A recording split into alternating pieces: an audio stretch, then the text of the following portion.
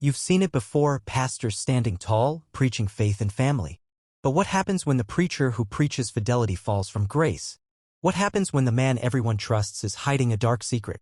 I found out the hard way. The truth came crashing down when a single camera angle caught me slipping. A life of lies shattered in front of 1,000 eyes. This is my story. Before we dive into this whirlwind, make sure to hit that subscribe button and turn on your notifications. You won't want to miss any of the drama and shocking twists coming your way. And to all my amazing subscribers, thank you for your support. Let's keep this journey going, sharing real stories, real emotions, and real-life scandals. Let's get into it. The lights of the church beam down on me as I stand at the pulpit, the hum of the microphone in my ears a constant reminder that every word I say is being heard by hundreds, maybe thousands, of people. This is what I was called to do. I am Pastor David Thompson. For years, I've been the man others looked up to. The one they trusted. The one they turned to for guidance and support. I've stood before my congregation preaching the values of loyalty, love, and faithfulness while secretly I've been living a lie. I glance over at Rachel sitting in the front row. She's the epitome of grace, my beautiful wife, the woman who has supported me in every step of my journey. She doesn't know. How could she? She doesn't know that I am no longer the man she married, that I've lost myself in an affair that threatens to destroy everything. I take a deep breath and push the guilt aside. I focus on the message. Marriage is sacred. Fidelity is sacred, I say, my voice carrying through the church. But as I speak, I can't help but think about Carla. Carla has been Rachel's best friend for years. We all went to school together. We spent holidays together, weekends together. The three of us were inseparable. At least, that's what I thought. I never saw it coming, how could I? How could I have known that one night, when Rachel had an early church meeting, Carla would come over to help me with the upcoming event? It started innocently enough. We shared a bottle of wine, reminisced about the good old days, and laughed. But it didn't stay innocent for long. I remember the way she looked at me that night. The way her gaze lingered just a little too long, how her laugh seemed to be aimed at me, not just the situation. And when she brushed against me as she reached for the wine bottle, I could feel the heat rise in my chest. I pushed it aside. It's nothing, I thought. Just a moment. Nothing will come of it. But that was the first crack in the perfect facade. The next few days were filled with the same small moments. Carla would come over to help with church events, and every time, the air between us grew more electric. Her hand brushed mine a little too often. Her eyes lingered a little too long. And the worst part was I didn't stop it. In fact, I welcomed it. Every moment with her became a secret that felt thrilling. She admired me. She complimented me. She made me feel seen in ways that Rachel no longer did. At first, I told myself it was harmless. It was just a fleeting attraction. Something temporary. I still loved Rachel, still wanted to protect the family we had built. But that didn't stop me from wanting Carla. I thought I could handle it. I thought I could compartmentalize my life, be the faithful husband in public and the man I wanted to be behind closed doors. I told myself that I wasn't doing anything wrong. But every time I saw Carla, it felt harder to resist. And every time Rachel kissed me goodnight, I felt like a fraud. Then it happened. One night, Carla called me. Rachel had an early meeting at the church and Carla suggested we meet. It wasn't anything extraordinary, just a casual get-together. But I knew deep down that I was crossing a line I would never be able to come back from. Still, I went. We met at Carla's house. We shared a drink, talked about life, and before I knew it, we were kissing. The kiss was everything I had been craving. I had been playing a role for so long, being the pastor, the perfect husband, the faithful man, but in that moment, I felt real. I felt alive. I didn't think about Rachel, about the consequences, about anything. I just felt the rush of being wanted. It wasn't supposed to happen like this. It wasn't supposed to go this far. But it did. And the worst part? I didn't feel guilty at first. The guilt came later, in waves, as I found myself seeking out more moments with Carla, more stolen kisses, more secret rendezvous. I was a pastor for God's sake. I was supposed to be an example of faithfulness, of commitment. How could I reconcile what I was doing with the message I preached every Sunday? The message that had earned me respect, trust, and admiration from my congregation? But none of that mattered when I was with Carla. When I was with her, everything else faded away. And for a brief, foolish moment, I thought I could keep it all together. I thought I could balance my life as a husband, a pastor, and a man in love with another woman. But as I stand before the congregation now, I can't ignore the fact that my life is unraveling. The truth is coming. I can feel it in my bones. And when the truth finally does come to light, it will all come crashing down. It's a strange feeling when the walls you've carefully built to protect yourself from your sins begin to crumble. I used to think I could juggle it all, my wife, my congregation, my reputation, and still keep it together. But the longer this affair with Carla went on, the more I felt the pressure build. I had always believed that I could compartmentalize, that I could be the perfect husband, the perfect pastor, and still indulge in my desires. It was a lie I told myself over and over again. But as I sit here in my office, staring at the Bible on my desk, I know I can no longer deceive myself. The truth is this: I'm no different from anyone else who falls prey to temptation. I'm just better at hiding it. But hiding it from who? Rachel has no idea, of course. Every day, she's the picture of patience, kindness, and love. She's never once questioned me, never once doubted my dedication to our marriage. How could she? She's the one who's always been there for me, supporting me as I built my ministry, cheering me on as I grew more successful. She's my partner, my equal. I know she loves me deeply. And I love her. But love isn't always enough, is it? Carla has made me feel things I haven't felt in years. When I'm with her, I don't feel like the man weighed down by responsibility. I don't feel like the pastor who has to be perfect all the time. I feel free. I feel wanted. And I'm ashamed to admit it, but for a brief moment, it's everything I've ever wanted. But the guilt always catches up with me. I try to push the feelings down, bury them deep inside me, but they keep resurfacing. Every time I kiss Rachel, every time I hold her hand, it feels like I'm betraying her. Every sermon I preach, every prayer I say, I wonder if God is listening or if He's waiting for me to face the consequences of my actions. The weight of my secret is starting to feel unbearable. I can't keep living this double life. But what choice do I have? How do I tell Rachel that the man she trusts with her heart, the man who stands at the pulpit and preaches about fidelity, is the very one who's been unfaithful? The thought alone makes me sick to my stomach. And then it happens. One evening I receive a call from Carla. Rachel has a church event and I'm left alone in the house.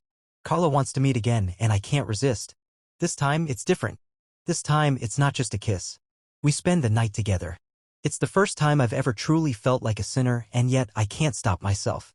In the moment, all I can think about is how good it feels to be with her, how everything feels so easy with her. The shame doesn't fully hit me until the morning. I wake up to the sound of my phone buzzing incessantly. I glance at the screen. It's Rachel. Where are you? My heart races. I can't ignore her calls. I try to sound casual, like nothing's wrong. Hey, I'm just finishing up a few things at the church, I say, hoping my voice doesn't betray me. I'll be home in a bit, I add, trying to mask the panic creeping into my tone. But I know the truth. Rachel will never suspect a thing. She's not the type to be suspicious, to doubt me. And for that, I feel even worse. What kind of man am I? I'm a man who has everything that matters. A beautiful wife, a thriving ministry, a respected position in the community. And yet, I've thrown it all away for a fleeting moment of pleasure, for the thrill of an affair. I can't keep doing this. I stand up from my desk, pacing the room, my mind racing with the weight of my decisions. Every moment with Carla feels like a step further from the man I was meant to be. Every lie I tell Rachel, every secret I keep, feels like a betrayal of everything I hold dear.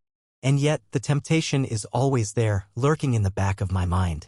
Carla is still texting me, still calling me, still wanting me. She knows what she's doing. She knows how to push my buttons, how to make me feel like I'm important, like I matter. But it's not real. None of this is real.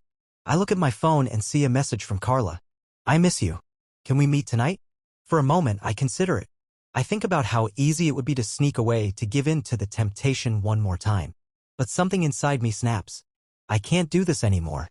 I turn off my phone and walk over to the window. The sun is setting, casting a soft golden light over the city. The world looks peaceful, serene.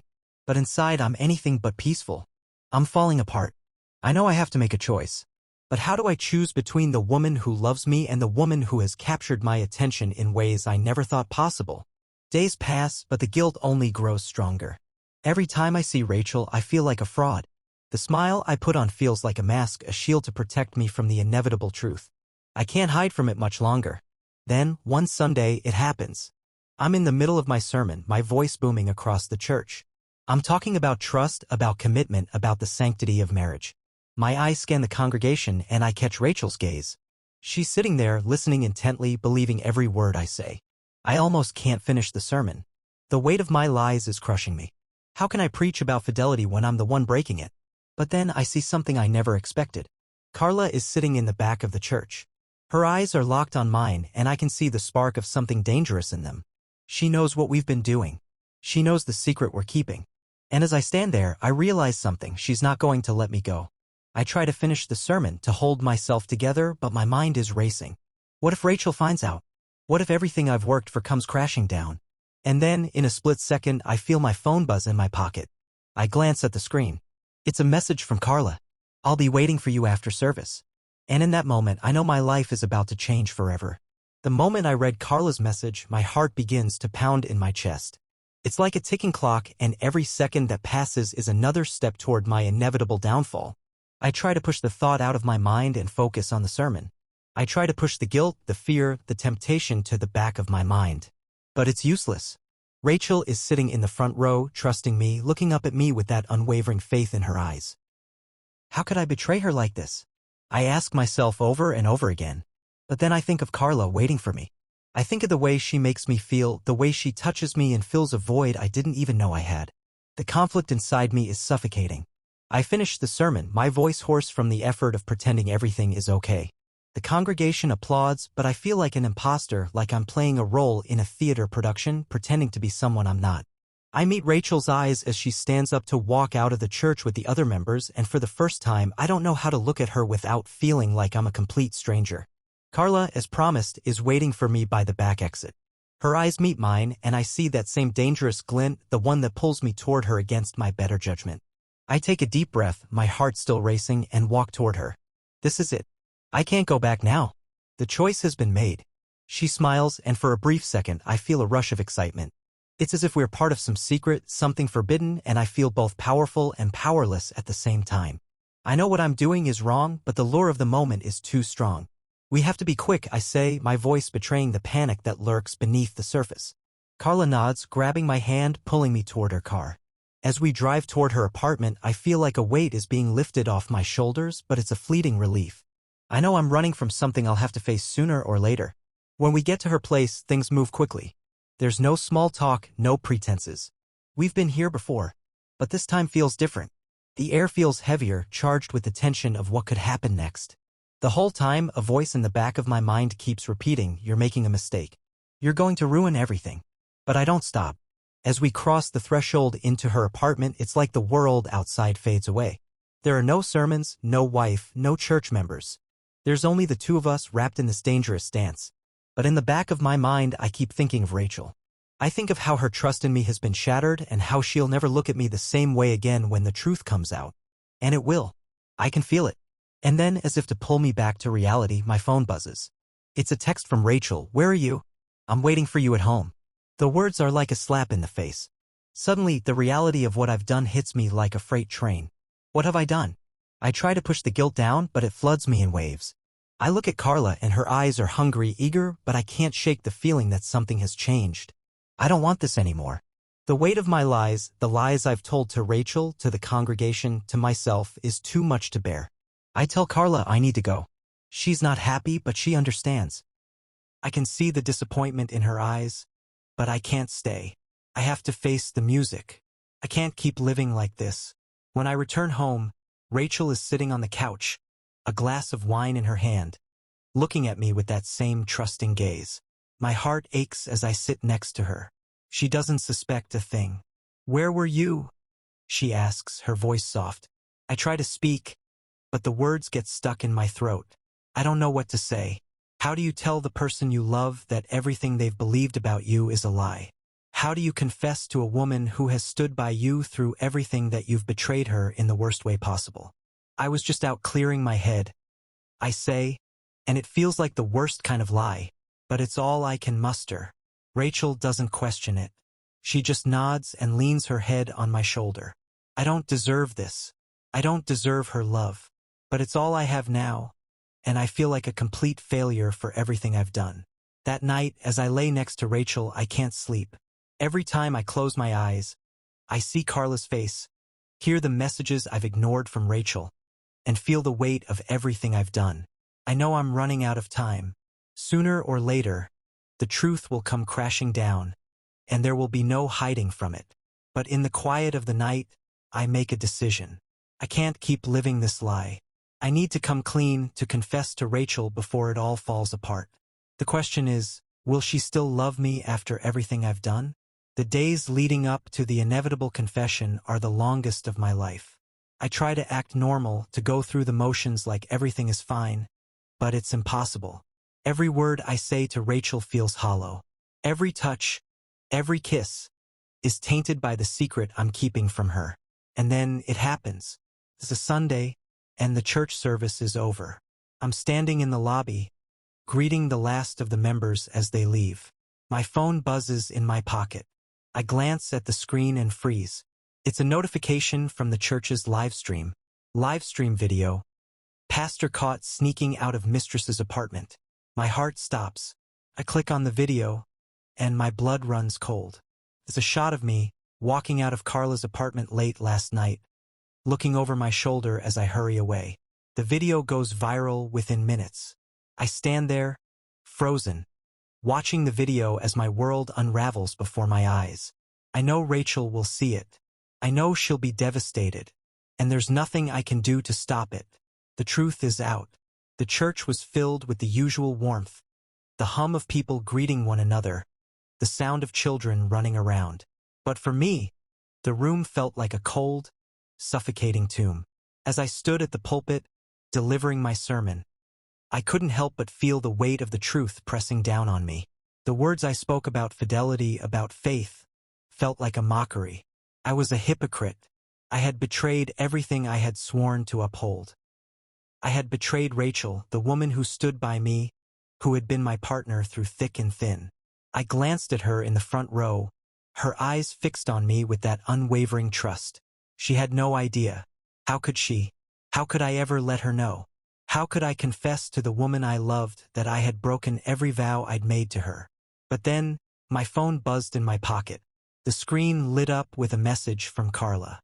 The simple words, "I'll be waiting for you," sent a jolt of electricity through my veins. A wave of guilt followed, but it didn't stop the pounding desire that had been growing inside me for days. I couldn't help myself. The allure of Carla, the way she made me feel, was too powerful. I had always been a man of faith, but in this moment, faith seemed so far away. My mind kept drifting back to her, her smile, the way her lips pressed against mine, the way she made me feel alive in ways I hadn't felt in years. I told myself it was temporary, that it would pass, that I could return to my family, my church, and everything would go back to normal. But deep down, I knew that was a lie. I pushed the thought aside as I finished the sermon, my voice a little shakier than usual. The congregation seemed to notice, but no one said anything. They never did. Rachel smiled at me as I walked off the pulpit, her eyes glowing with pride. She believed in me, and yet, I couldn't look at her without feeling like I was betraying her all over again. "Great sermon, babe," she said as she walked up to me. Her voice was warm, loving, and completely unaware of the storm brewing inside me. "I'll be waiting for you at home. Just need to talk to Mrs. Williams for a minute." I nodded absently, forcing a smile. "Sure, take your time." I watched her walk away, her long hair swaying with each step. The woman I had married, the woman who had given up everything to support me, was completely in the dark. And yet, here I was, about to drive to Carla's apartment, to betray her in the Meuse. I felt like I was drowning in a sea of guilt and desire. I knew what I was doing was wrong. I had always known. But it felt so good. I was so tired of being the perfect pastor, the perfect husband. I was so tired of pretending to be something I wasn't. I told myself that one last time wouldn't hurt. Just one more time and then I'd end it. I'd go back to being the man Rachel married. But deep down I knew that wasn't the truth. I was lying to myself. I was lying to everyone. The drive to Carla's apartment felt like an eternity. Every red light felt like a punishment, every turn a reminder of the choice I was making. But when I pulled into her parking lot, the weight on my chest seemed to lift just a little. She was waiting for me in the doorway, her expression predatory, her eyes hungry. Without a word, I stepped out of the car and walked toward her. She didn't say anything either. She didn't need to. We both knew what this was. The tension between us had been building for weeks, and now there was no going back. Carla grabbed my hand, pulling me inside, and I let her. I didn't resist. I couldn't. The desire was too strong. The apartment was dimly lit, the curtains drawn, but even in the darkness I could see the glint in her eyes. She didn't waste any time. She led me straight to her bedroom, and the moment the door clicked shut, I knew there was no escape. We kissed, and it was everything I remembered. The passion, the heat, the overwhelming sense of wanting. But even as I kissed her, my mind kept drifting back to Rachel. To the woman I had promised to love, to honor, to cherish. But I shoved the thought aside. For now, it didn't matter. The sex was quick, intense. There was no tenderness, no affection, just raw need. When it was over, I felt a strange emptiness settle in my chest. I had gotten what I wanted, but it didn't feel as fulfilling as I had imagined. It never did. It was always the same. The high of the affair, the thrill of doing something forbidden, but when it was over, the guilt and the regret would set in. I lay there beside Carla, my thoughts a tangled mess. I wanted to leave, to go home and pretend that nothing had happened. But I knew I couldn't. The truth was I was no longer the man I once was. I was lost in a world of secrets and lies, and the deeper I went, the harder it would be to climb back out. As I got dressed, I heard the buzzing of my phone again. This time, it was a message from Rachel. "Where are you? You said you'd be home by now." I stood still, holding my phone in my hand, my heart pounding in my chest. I couldn't ignore her. I couldn't keep lying to her. But how could I tell her the truth? How could I admit that everything she thought she knew about me was a lie? "Everything okay?" Carla's voice pulled me from my thoughts. I looked at her, and for the first time, I realized how much damage this was doing to my soul. She was a beautiful woman, but she wasn't Rachel. And no matter how many times I went to her, no matter how many times I kissed her or slept with her, I would never stop loving my wife. "I have to go," I said, my voice strained. Carla nodded, her face unreadable. "I understand." I walked out of her apartment, my feet heavy with regret. The drive back to my house felt like a slow descent into hell. Every second that passed, I knew I was getting closer to the inevitable confrontation. Rachel would know the truth soon. I couldn't hide it anymore. When I walked through the door, I saw her sitting on the couch, her eyes scanning a magazine, waiting for me. She didn't look up when I entered, but I could feel the tension in the air. "Hi," I said softly, my voice thick with guilt. Rachel finally looked up, her eyes bright with hope. She smiled at me, but I could see the uncertainty in her gaze. She knew something was off. "Hi," she said, her voice light. "How was the sermon?" "Fine," I said, my throat tight. "Everything's fine." But nothing was fine. Nothing would ever be fine again. The truth was coming, and there was nothing I could do to stop it. The house felt unnervingly silent. I could hear my own heartbeat pounding in my ears as I stood there, not quite knowing what to say, feeling the weight of my lies hanging between us. Rachel sat on the couch, her legs tucked beneath her, her hands holding a cup of tea. She looked calm, poised even, but I could see the tension in her shoulders. The way her eyes flicked up to meet mine, full of unspoken questions. I could tell something was different. Her gaze wasn't as warm as it usually was. There was a coldness there, a distance that hadn't been there before. The kind of distance that only comes when someone knows the truth, or suspects it so deeply, they can no longer pretend. I wanted to break the silence, to explain, to beg for forgiveness, but the words were stuck in my throat, as if even they knew they were lies. I had betrayed her. How could I possibly explain away the truth? She set her tea down, her gaze never leaving mine. "What's going on, James?" Her voice was steady, but I could hear the undercurrent of something else. A tremor of fear, of hurt, barely concealed beneath her composed exterior. I knew this moment was coming, but I hadn't prepared myself for it. Not like this. Not with her looking at me like she was trying to see into the very depths of my soul. I took a deep breath. "What do you mean?" My voice came out strained, a little too defensive, and I hated myself for it. She didn't respond immediately. Instead, she stood up slowly, her movements deliberate, as though she was giving me a chance to confess before she had to confront me with the truth. "Don't play dumb, James," she said quietly. "I know something's going on. You've been distant, barely looking at me the past few weeks. Your sermons have felt hollow. You've been leaving the house at odd hours. Don't pretend like I haven't noticed." Her words hit me like a hammer to the chest. It was as though she had been quietly watching me for weeks, seeing through my facade, and now it was all coming crashing down. She knew. Somehow she knew. I opened my mouth to speak, but the words felt foreign on my tongue. There was no easy way out of this. I couldn't lie to her anymore. I couldn't pretend. Rachel, my voice cracked and I stopped, unable to continue. The truth was choking me. How do you confess to the person you love most in the world that you've betrayed her in the most despicable way? That you've lied to her, humiliated her, made a fool of everything you once stood for? Rachel was watching me, her eyes wide, her chest rising and falling with each shallow breath. She was waiting for the truth to spill out of me, and I knew she wasn't going to let me get away with anything less. I've been seeing someone else, I finally whispered, the words tasting bitter as they left my lips. I'm sorry, Rachel. I don't even know how to explain it. I don't know what came over me. She didn't let me finish. With a sharp inhale, she took a step back, her hand flying to her mouth as if to stop herself from crying out in disbelief. The air between us grew cold and heavy, and for a moment I thought I saw a flicker of anger flash across her face. Who? She asked, her voice dangerously quiet. Who is she, James? I swallowed hard, feeling my stomach twist in knots. It's Carla from the church. I never meant for it to happen. I thought it was just. You thought it was just what? She cut me off, her voice rising now, filled with hurt. You thought it was just a little affair? That it wouldn't matter? That it wouldn't destroy everything we've built together? I didn't want this to happen, I said, my voice cracking. I didn't. But it did, and You didn't want it to happen? She interrupted again, her eyes filling with tears now. That's the same thing every cheater says, James. I didn't mean for it to happen. But it did. And now you're telling me that everything we've had, everything we've worked for, doesn't matter. I opened my mouth, but no words came out. She was right. I had betrayed her in the worst possible way, and now all I could do was stand there and watch her unravel. I had shattered everything. And I couldn't even begin to fix it. Rachel stepped back again, wiping her eyes quickly, her face flushed with emotion. I never saw this coming, James. You've always been so strong. The perfect husband, the perfect pastor. And now you've destroyed everything. You've destroyed me.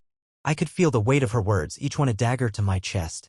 She had believed in me, trusted me, loved me, and I had thrown it all away for a moment of weakness. I'm sorry, I whispered, but the words felt useless. They were hollow, meaningless. I wish I could take it all back. She shook her head, her tears falling freely now. Sorry doesn't fix this. You've broken me. You've broken us. I took a step toward her, but she backed away, holding her hands up as if to ward me off. No. Don't come any closer. I can't. I can't even look at you right now. I stopped, my heart sinking even further. She was right. I didn't deserve to be near her.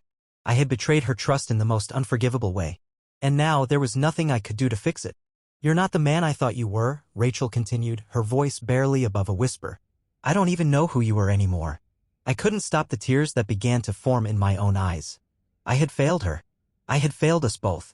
Rachel turned away from me, walking toward the stairs, her back to me. I need some space, James. I need to think about everything. I can't do this right now. She disappeared into the bedroom, leaving me standing there, paralyzed. The weight of my actions crushed me, and I sank to my knees in the living room. The tears I had been holding back for so long finally spilled over, and I let myself cry. For her. For us. For everything I had ruined. But in that moment I realized it was too late. I had already lost her. And nothing would ever be the same again. The morning after the livestream disaster, my phone wouldn't stop buzzing. Messages, calls, emails. Some full of shock. Others full of fury. But Rachel didn't say a word. She was gone. Not physically, her things were still in the closet. But the woman I called my wife, the one who once believed in me, loved me, trusted me with her soul, she wasn't there anymore. She walked past me in silence, her eyes swollen from crying but dry. Cold. Finished. I kept thinking it was a nightmare. That somehow it could all go away if I just shut my eyes tight enough. But this wasn't a dream. This was me. And this was what I had done. The church board called an emergency meeting the same day. I showed up, though I already knew what was coming. Pastor Sullivan, Elder Moore said, avoiding my eyes due to the nature of recent events, we're asking you to step down, effective immediately. I nodded. There was nothing to argue. My sermons, the ones about truth and loyalty, were now a joke. The video had gone viral. Memes were everywhere.